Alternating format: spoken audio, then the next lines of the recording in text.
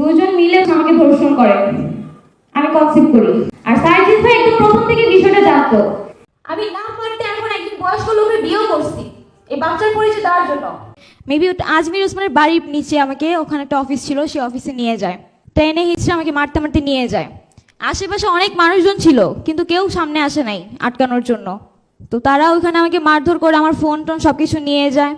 তারপর সে অফিসে নিয়ে যাওয়ার পর প্রত্যেকটা মানুষ হচ্ছে অনেক বাজে বাজে ভাবে কথাবার্তা বলছে, অনেক বাজে গালিগালাজ করছে, আমার ফ্যামিলি নিয়ে অনেক কথাবার্তা বলছে।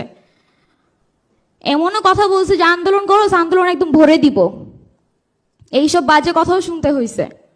তো ওইখান থেকেও হচ্ছে পরে লাস্ট মুহূর্তে হচ্ছে সবাইকে বের করে দেয়। দুইজন ছিল, দুজন মিলে পরে হচ্ছে আমাকে ধর্ষণ করে। এটা এখন পর্যন্ত কোনো মিডিয়াতে আসে নাই, কারণ আমি নিজেই আসতে দেই নাই। বাট যারা পারতো এটা একটা সলিউশন করতে পারতো, এখনো পর্যন্ত তারা ঘুরতেছে, তাদের কোনো শাস্তি হয় নাই। সার্জিস ভাই থেকে শুরু করে উমামা ফাতেমা আপু, নুসরত তাবাসসুম, সবাই জানে। উমামা ফাতেমাকে যখন আমি জানাই তখন বলে কি, ও আচ্ছা তোমার সাথে না অনেক খারাপ হয়েছে, আচ্ছা দেখবো না বিষয়টা, শেষ।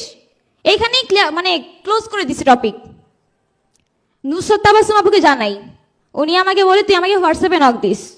টিএসসি ক্যাফেটেরিয়াতে আমি তার পাশের টেবিলে বসা, তাকে হোয়াটসঅ্যাপে নক করি, সে হোয়াটসঅ্যাপে মেসেজগুলো সিন করে কিন্তু কোনো রিপ্লাই করে না।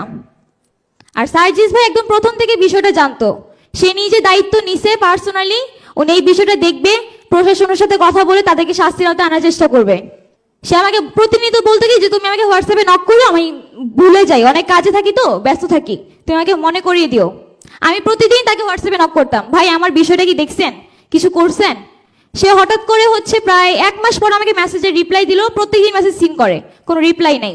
একদিন হঠাৎ করে রিপ্লাই দিয়ে বললো কি আমি কাজে অনেক ব্যস্ত আছি, পরে তোমার এই বিষয়টা নিয়ে দেখব।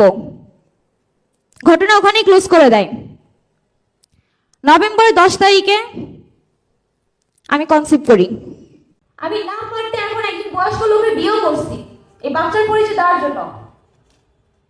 তো যাই হোক, ডিসেম্বরের 31 তারিখে আমার বাচ্চা নষ্ট হয়ে গেছে আনফরচুনেটলি, ওইটা ওখানে ক্লোজ হয়ে গেছে, এটা নিয়ে কোনো সমস্যাও নাই।